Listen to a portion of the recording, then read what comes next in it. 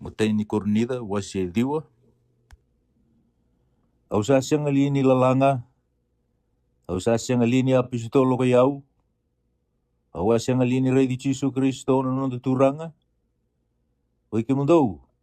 Tu sa siang alini nongo taka na turanga. Ke waka kau sa siang ni apistolo ve ira sotani. Au sa apistolo dina ve ke mundou.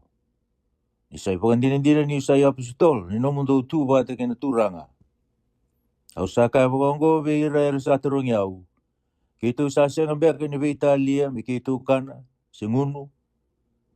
Kitu sa siang ambek ni ve Italia mi kitu koto boli endua na leo lotu sa oti kitu mi wakate ki ira na apistolo tani ke ira to na tadini turanga ke kifa se kero nga ke para pasa kero sa siang ambek ni ve Italia mi kero kuaso ni daga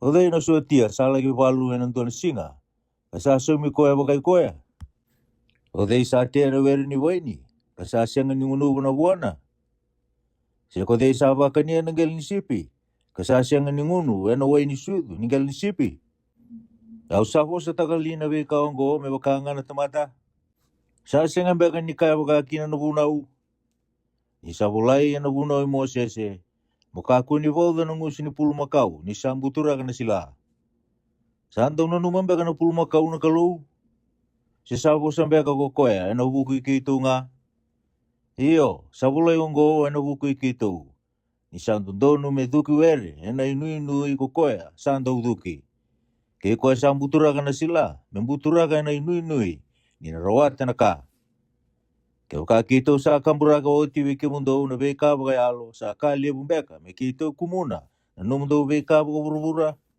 ke ka sa Italia te ki mundo ko ira na tamata tani so siang ba kanin don sarbi kito iya kito sa siang ni Italia ba ongo kito sa sota na ka kidenga de kito taro na ituku binaga ke Kristo do sa siang ba kanin kila ni rasa kana en kanyo walin soro ko ira na daw iya na taga tambu era sa rawata na kenra may na dambu ni soro ko ira sa antong garabo na dambu ni soro Salisia wakakina na turanga merumbula na ituku binaka. Wera sa tukuna na ituku binaka. Ia kau sasya ni wakaya ngataka indo na kaongo. Kau sasya ngatalanga ni wala na be kaongo. Mesata ka wakakina be yau. Ni sabi naka be yau me umate. Kada mendua etaro na kakau santo kayo kina. Ia ka wakakau sabu na utaka na ituku binaka. Sasya na kami untuk kayo kina. Ikaw sa wakasura rataki. Iyo sa dasar biyau. Kau sa siang ni buno utakan na ituku binaka. Iya kau sa kau na kaongo ni sabi na kate na longu. Au sa somi. Iya kau sa siang ni binakate na longu. Sangga isuli biyau ento na daga bagai tala. Tata pa sangga ikin na isau biyau. Nanongo buno utakan na ituku binaka me ukakuan ni wakai bolitaki. Me ukakuan ni takaba me wakasan tundono biyau na ituku binaka. Ni sandi na nga, ni salalanga may beira kaya nga na tamata. Iya kau sanggi siyaw me unon rumumbula na tamata kaya nga. Me rawai ira kina na lewe bunga. Iya kau saya do me ubaka, imdua na ciu, we ira na ciu. Me rawai ira kina na ciu. We ira sabau dia na bunau. Me waka imdua sabau dia na bunau. Iya kau sasang ni bau dia na bunau. Me rawai ira kina, sabau dia na bunau. We ira sasang kina na bunau. Me waka imdua sasang abuan na bunau. Pero waira kina sasang beira no bunau. Ia kasasang ni alibeyaw no bunau ni kalu. Au samuria nga no bunau i Kristo. Veira sa mulumulumu. Kau sayado me wakayan dua sa mulumulumu. Pero waira kina sa mulumulumu. Au sayado me ukakita nga veira kita nga na tamata. Me upakumbulay so en kakita nga. Ia kau sada kau na kakita nga en ubuku ni tuku binaka. Me rawata wate kina kike mundo na kena isau. Dau sasang ambeka nikilan ira sa didi kete nga ko ira sa didibo na dere ia sa ndomba unga sa tauda na dere.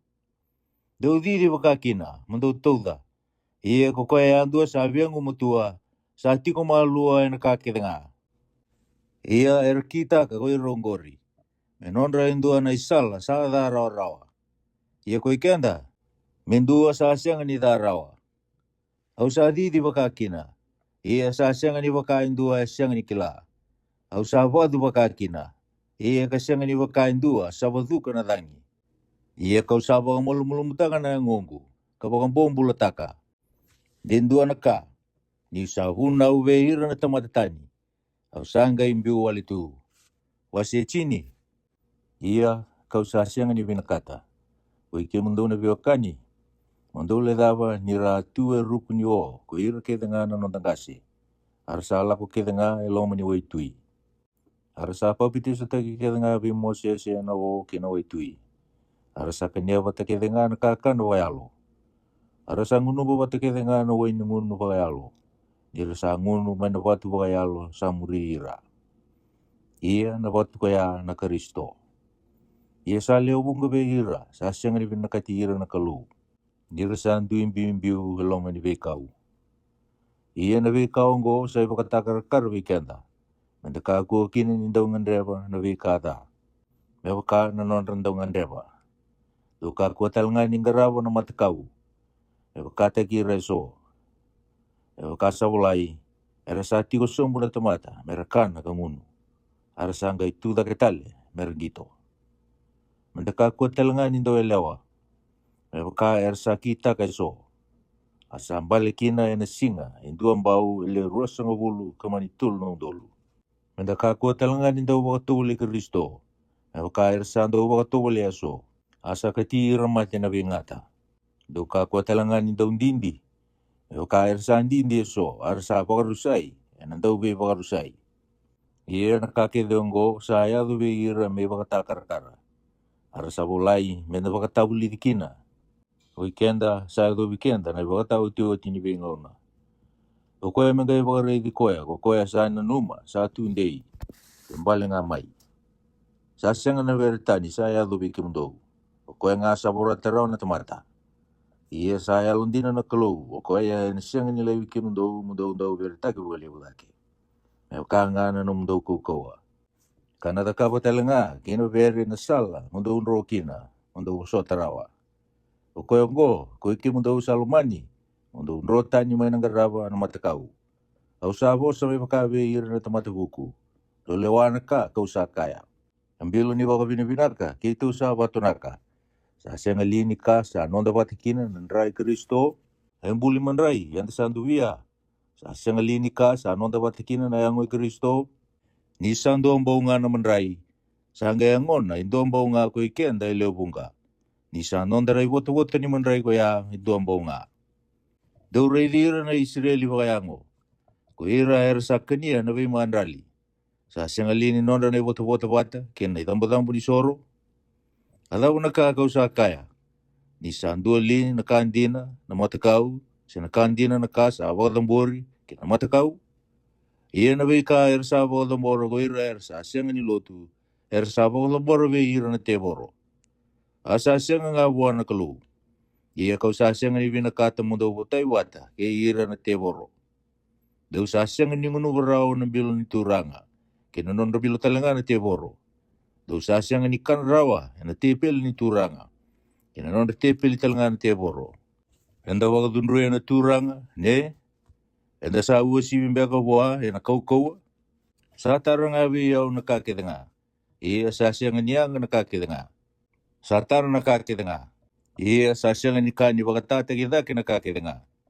Mekakuha yung duwa mengra nakasayang ang duwa nga abi ko ya. Akatal nga sayang abi ko na tani. Akakita nga sa abulitagi nararani bibuli. Mondog kaniya. Kakuha ni tarong nga yung duwa na ka. Yan naguko nila wa loma. Nisa nona naturang ako burubura. Kinakakita nga sa sinay kina. Ya wakando sa siyang ni lotu sa sureti ke mundo. Ando sabi na kata melako. Do kanya nga nakakita nga sa ataw mata mundo. Kakuha ni taronga nabuko ni lewa ay loma. Ya ke bakain dua sa kabi ke mundo. Unggo sa wakadang bori kinabi matakaw. Do kakuha ni kanya nabuko yung kuwa sa tukuna. Nabuko ni lewa ay loma talanga. Au sa dabutan ni lewa ay loma. Iya kasasiyang ni nomo. Ano na nga natani. Isa leway bakadawa, nanonggo ba Italia, yan leway loma, nindo atani. Ia ke baka usakana, ka baka binibinaga kina, me usabo sa bata tataki, yana hukuni daba, yana kaka usabo ka binibinaga kina. Pokoya nga, sindau kana, sindau ngunu, sindau na kando sa kita ka. Mando kita ka keda nga me baka roro ko taki kina ng kalu.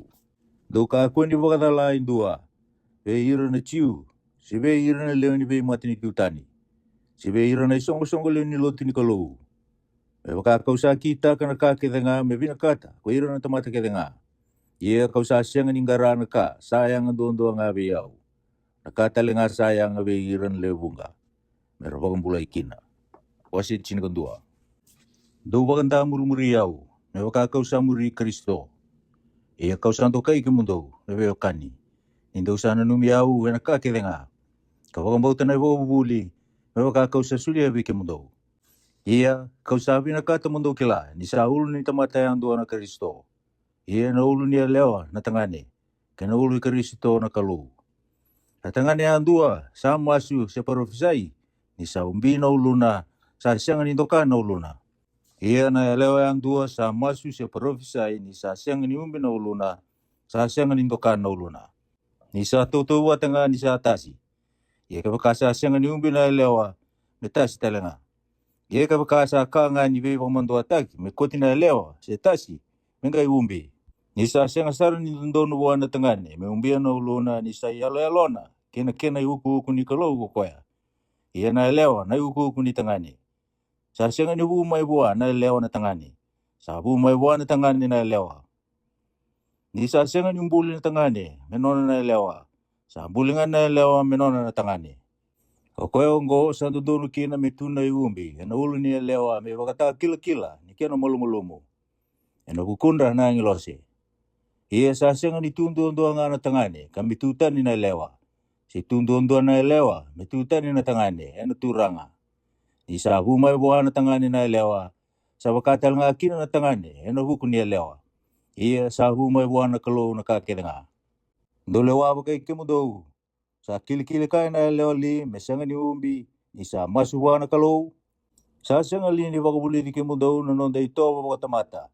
E wakasambalabu na raw ni uluna na tangane, sa kanibeba mandua tagwa, ia ke baka sabala unan raw ni uluna na lewa. Sano na iuku nga. Isa soli buwan na raw ni uluna meke na iumbi. Ia ke baka sabihan daw letin dua. Sa sangan ini ito iwalawalongo. Sinanonda na besong le loti ni kalau. Ia ni usaba oro titigongo. Au sa sangan ito kay kemudo. Indo sa sangan ibinda katatakin indo sa sunggo ni wata. Ia indo sa rasong bukina. Iyo, nakena matai. Indo sa songo ni wata bagai songo lin lotu. Au sarongo dan indo sa andau WC. Dia kau sa bagan dina so. Ni sandre mesang ni tumpu nandau we ba. We ke mundo, mere kina go iro we ke mundo wer sabi nakati. Ia indo sa songo ni wata endo na sana. Do sa seng ni endina na bagai ka ni turanga. Ia indo sa kana, do sa du kania yang do liu na kena bagai kabi. Asa via kana tina indua. Kematian indua. Oi, sangga isa kang beka no mundo bebal, mundo kana kang unukina. Sinto bo mundo ategi rembeka, sa siang na nondra, kang beda na isong lin loti ni kalau. Ada ba meu kai beki mundo. Mendo kai ke mundo li, na kawango. Au sa siang ni do kai ke mundo. Ni warongo ala mai buana turanga na kakawatu kuna talenga beki mundo. Ni sa toro na ibuli mandrai na turanga ko chisu na bongi sa sulia ni kina ko koya. Ia ni sa baka binibinaga oti santo bia. Kakaya, onggona ngongu sando biana kumdo. Kita ka onggo mundo baka nunumia kina. Sa bakatal nga kina ng bilo. Isa kania uti na ibaka kabi ko koya. Sa kaya, ng bilo onggo na viala lativo. Wena nungundra. Nangona kita nga do sa ngunu kina. Do kita ka onggo mundo baka nunumia kina. Iyo, nangona kita nga do sa kania kina naman ray onggo. Kangunu ng bilo onggo. Do sa bakatakila kina na mati na turanga. Kaya daw ba na nalakumay? Ia tarong ikina na buku ni angon ni turanga kena nandra. O kaya ang dua na kania naman rayongo kangunubo na bilo ni turanga kasi siya ngayon ka. Ia mendi kay bikoy manda na tamata bagay koya. Mengay kania naman ray koya. Kanguno na bilo koya. Ni sa kania kangunubo na nona tundrubi ko koya. Sa kania kangunuba kasi siya ngayon ka. Ni sa siya ngayon kila na angon ni turanga.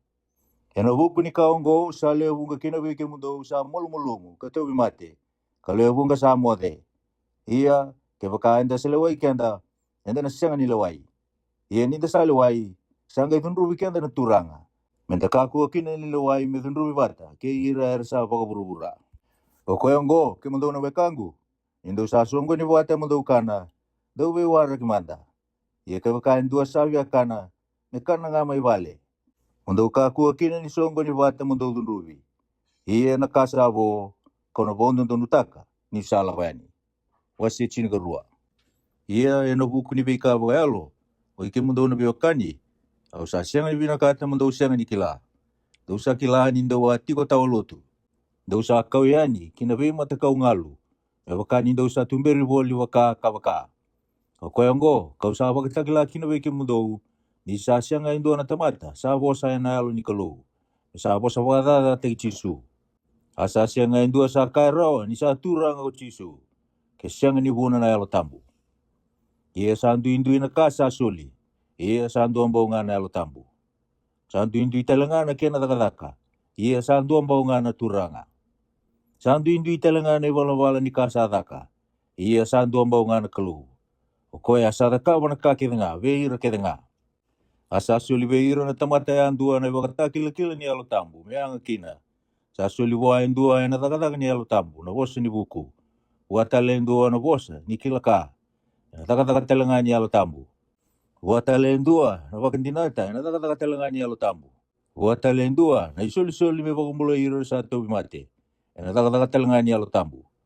Watalendua me lakawa na kamana. Watalendua me porofisai. Watalendua me kilah na biyalo. Watalendua na bosatan yeso. Watalendua me labeta na bosatan yeso. Iya na yalo tambu endo ambao nga sa takawa na kakita nga ongo.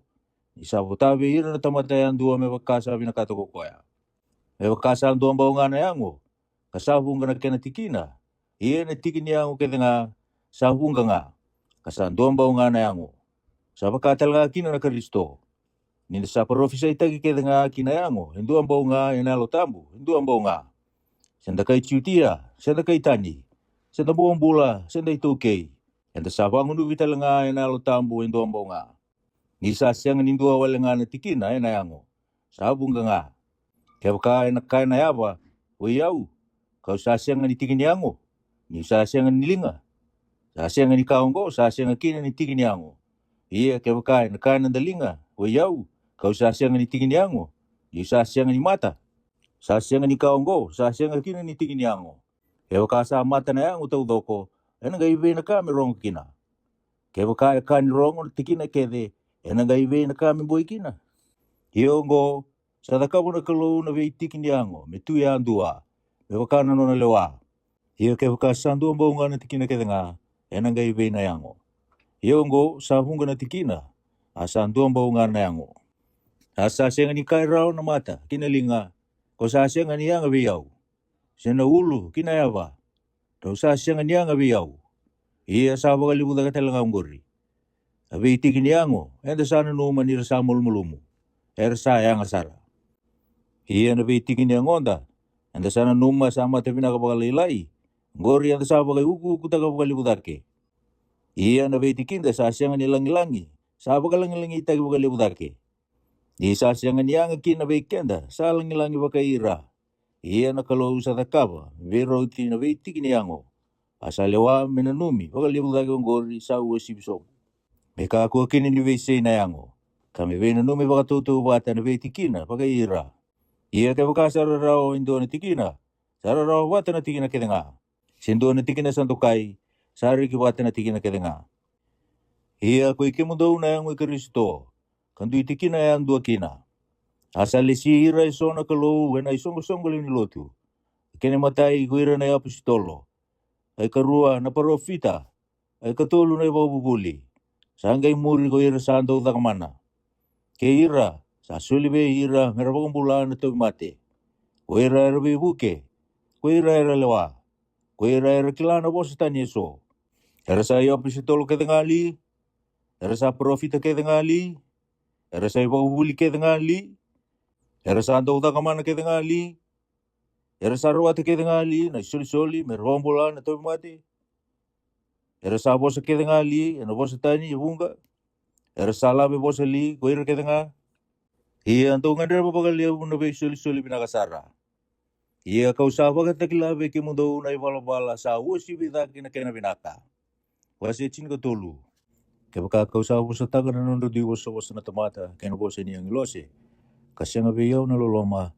Au sa bakawa lengan ko kamea sarurongo. Sena lali sa tatenggiring-giri. Ia ke baka kau sa parufise rawa. Kila talangan ka ke nga sa wuni. Ke no buku ke nga. Ia ke baka sa tuwe yau na bong bauta ke nga. Me ko te tanikina no be ulu ni bunua. Kasyanga be yau na loloma. Au sa kawa lenga. Ia ke baka kau sa botana nongu ka ke nga. Me baka ni ira kina na rua. Ia ke baka kau sa suliana ngongu. Me baka mai. Kasyanga be yau na loloma. Sa sianga ni anga be yau. Sando busota bukan tinde na loloma. Sa yalo binaka. Sa sianga ni bubu na loloma. Sa sianga ni bosandong na loloma. Sa sianga ni bebe lebu. Sa sianga ni takawan ka sa sianga ni kilikili kaya. Sa sianga ni garana ka minona nga. Sa sianga ni dunru. Sa sianga ni loloma da. Sa sianga ni rekita kana da. Ia sa rekita kana dina.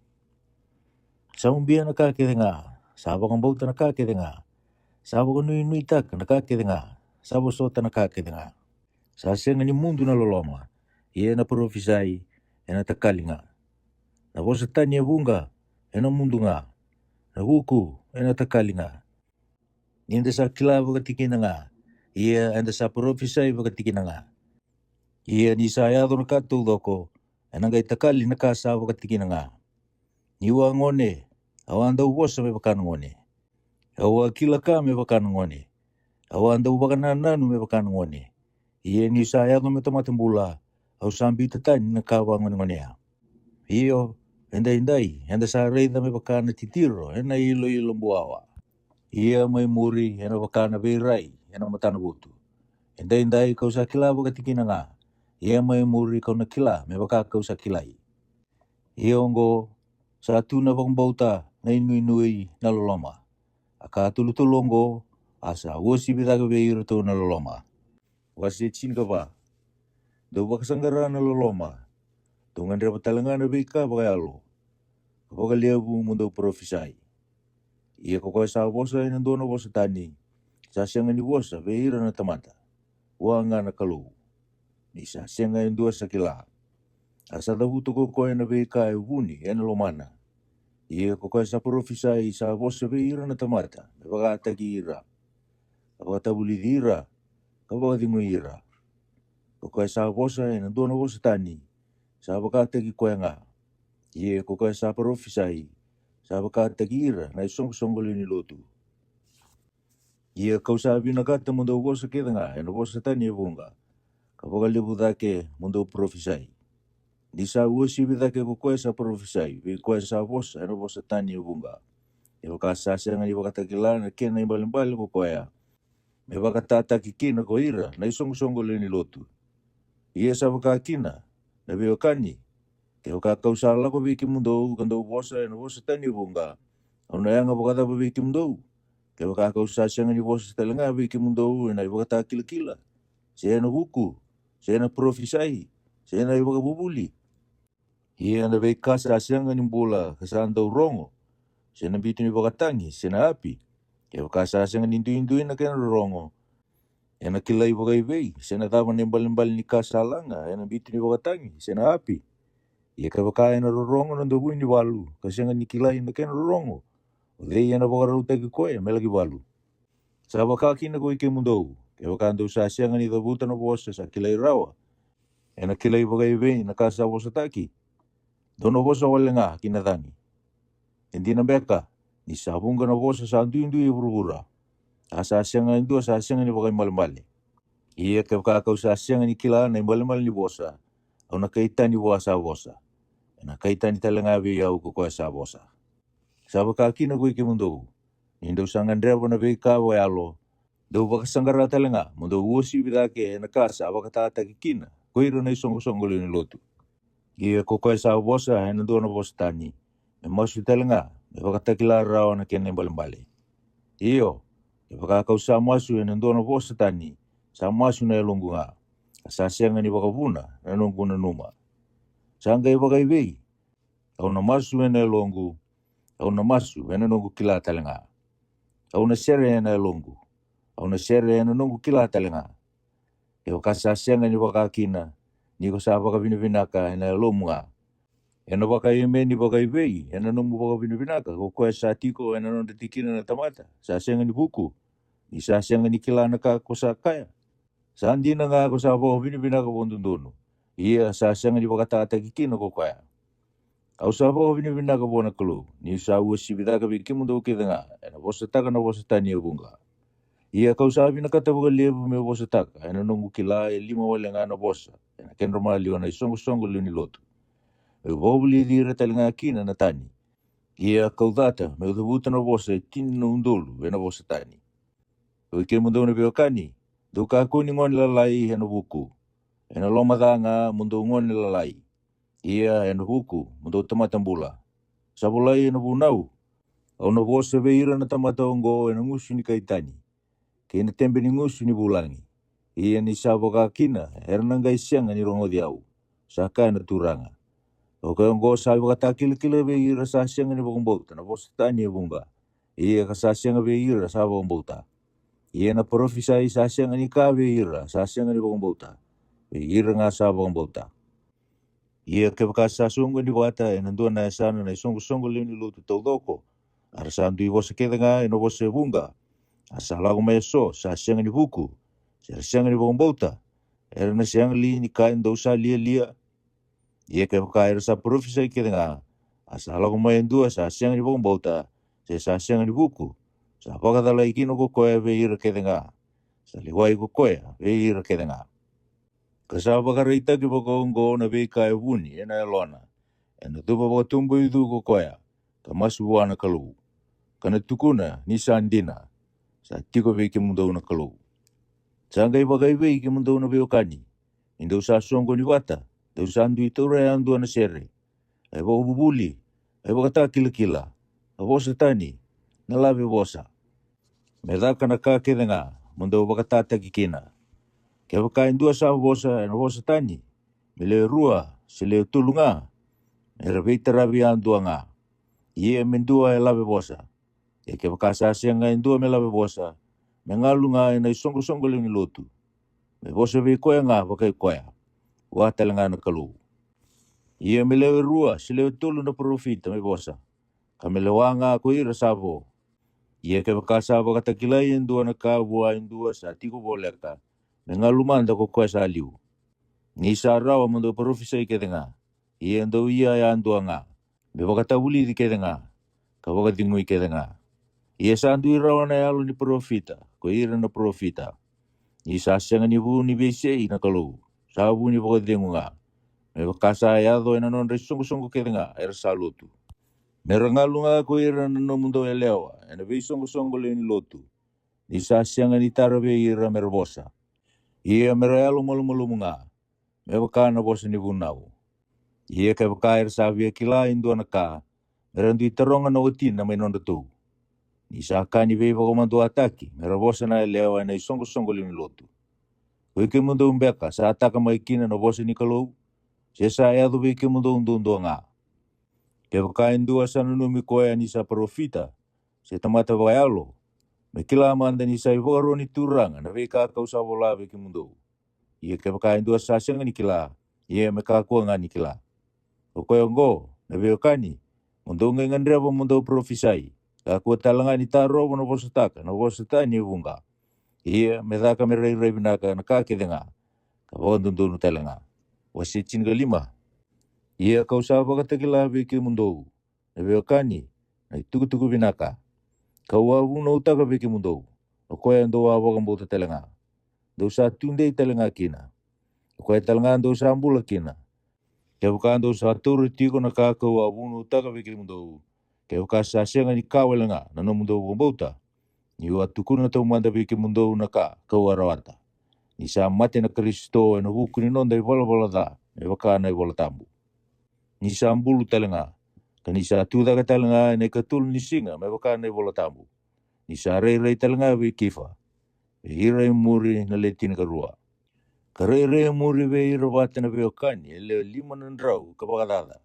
Ele bunga we ira. Era sambula ka doba na singongo. Asa modi tu eso. Sa rei muri kukoya we che mesa. Sangay rei we ira kedanga na apostolo. Sa rei muri sarve yau talanga.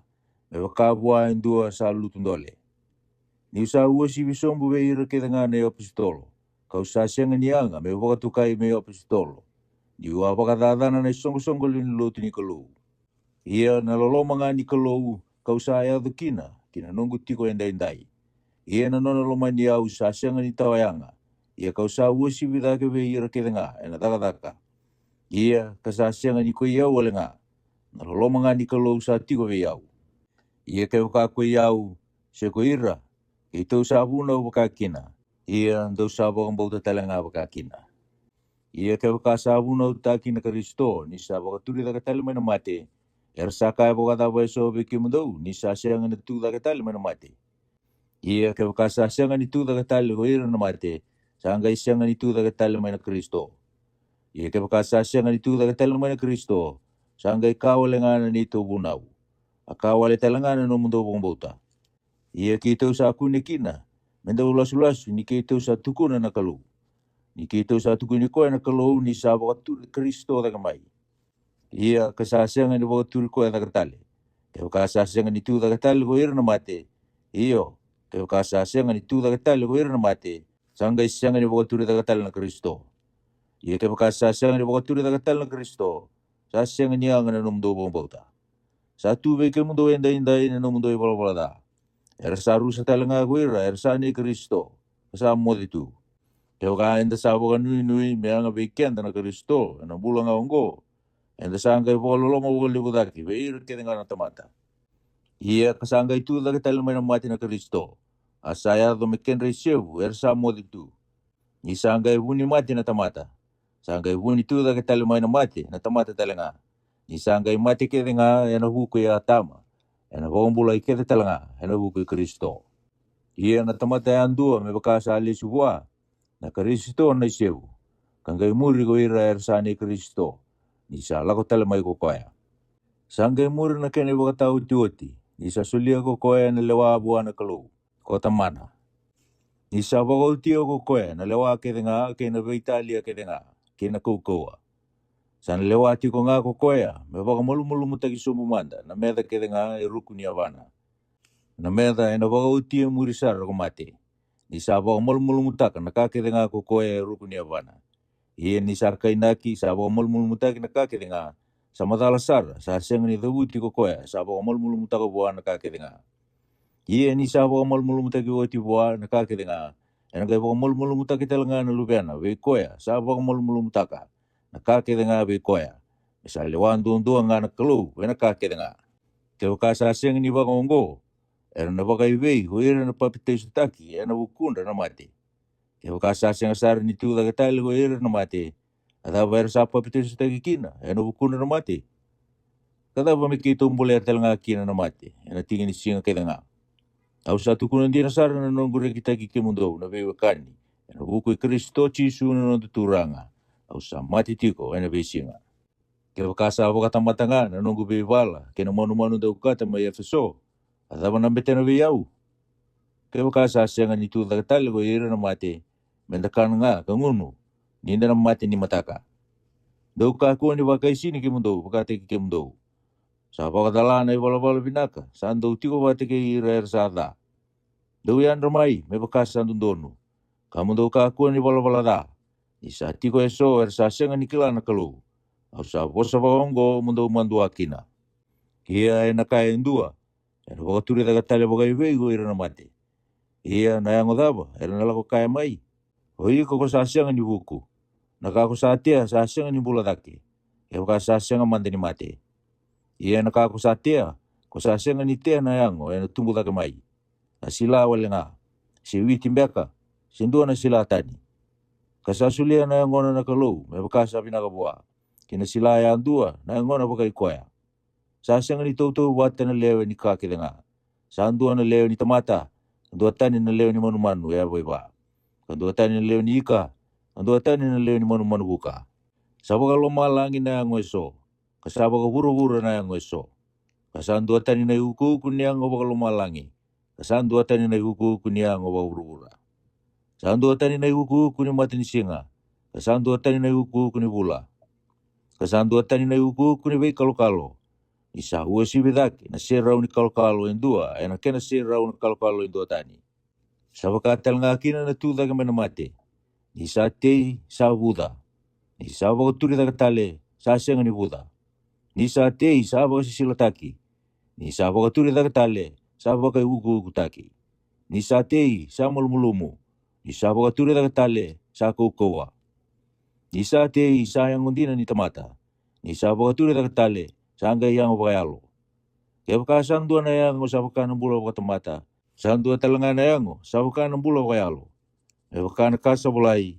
Ko atama sa tau manda sa daka me tamata bula. Ko atama sa muri sa daka me alo sa hubuni bula. Ia kasasang ni tau manda ko ya sa bakayalo. Ko ya nga sa bula baka tamata. Kasangay muri na ka sa baka nambula bakayalo. Na tamata sa tau manda sa may burubura. Kasaba ka burubura. Ia sa may lomalangi na tamata sa akin ay karua na turanga.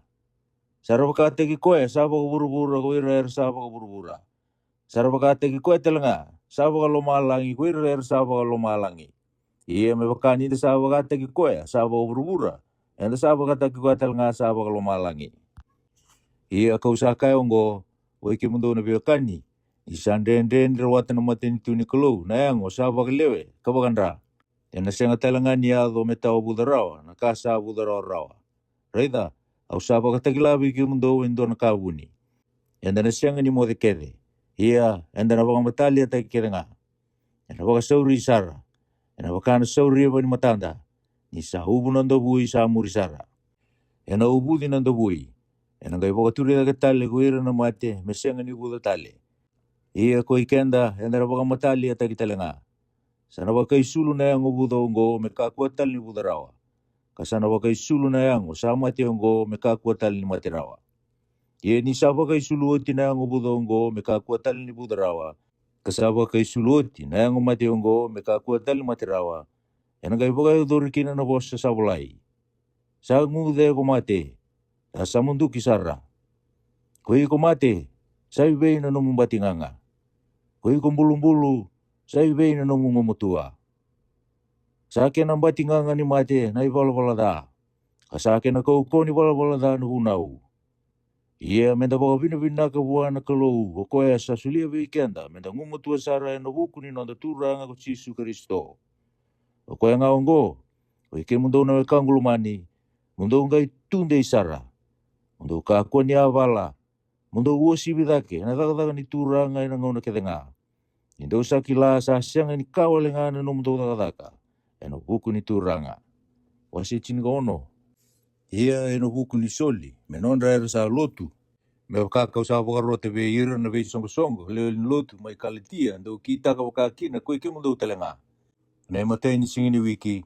Mundo ndi tungana na ia weso me tu. Me wakasa wakalonga te teki kina ko koea. Me kakua kina ni daka na soli. Ni kau sa lakayani. Ia ni kau sa tanduani. O ira tau ndo na binakata. Kau na tala ira tau. Mera tau kouta na iwola e so. Kina no mundo iloloma talenga ki Jerusalemi. Ia ke wakasayanga me ulako talenga ko iau. Ira tau na lako bate ke iau. Ia kau na lako be ke mundo. Ni usa lako bi Macedonia.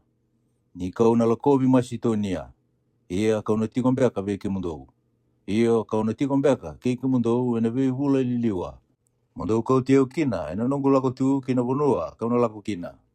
Ni usa sianga ni via tiko be ke mundo. Ena nongo lako tu ongo. Ia kau sana kita. Mi tiko manda ke mundo. Kaya wakasabi na kata na turanga. Ia kau na tiko ngama ia feso. Mea manda na singa ni pentiko. Ni sa ndola tu be iau na katumbalea bukayanga.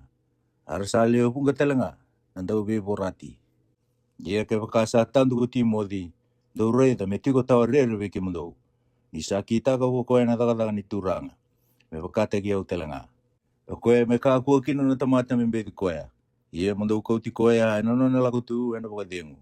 Me lako maiki na be iau. Ni usawara ki koea. Ke iru tau na be okani. Ia ena wuku ia polosa na wekanda. Au sama suti ko abo lebu melako yani viki mundo ke ira tu na biokani. Asa senga sara ni lomana melako viki mundo enang ngongo. Ia nindo na ngono binaka wa enang gai lako yani. Do waka tawa. Do tunde ia na waka bauta. Do tomatanganga. Do ngumutua. Medaka na ka ke nga do da kava ena alo loma. Ia kau sama suti ke mundo na biokani. Do sa kilana leoni vale siti fana. Isa isevu mayaka ia. Arto sa sulira to merto garavira era sa lutu. Mundo baka mulmul muteki ke mundo beira sa vakongo. Beira ando talanga era sa bibuke. Kanta utakataka. Ia kausa reki ena nratu lagu mai ko siti fana ke fori tuneto ke aka yuko. Nirto sa takava na kasa asyanga ni rao beki mundo. Nirto sa baka dinguan na longu ke na longu mundo talanga. Koya mundo ngai kila ira era sa vakongo. Saloloma yani veke mundo no ve songo ni lotu mayasia. Saloloma wale yani veke mundo ko Aquila ke Pirisila ena turanga. Ke ira na songo ni lotu ena nonro vale. Era saloloma yani veke mundo no ve okani ke denga. Dondu i verungu dia andu apa ke mundo ena alo sabsaba. We yau ko paula.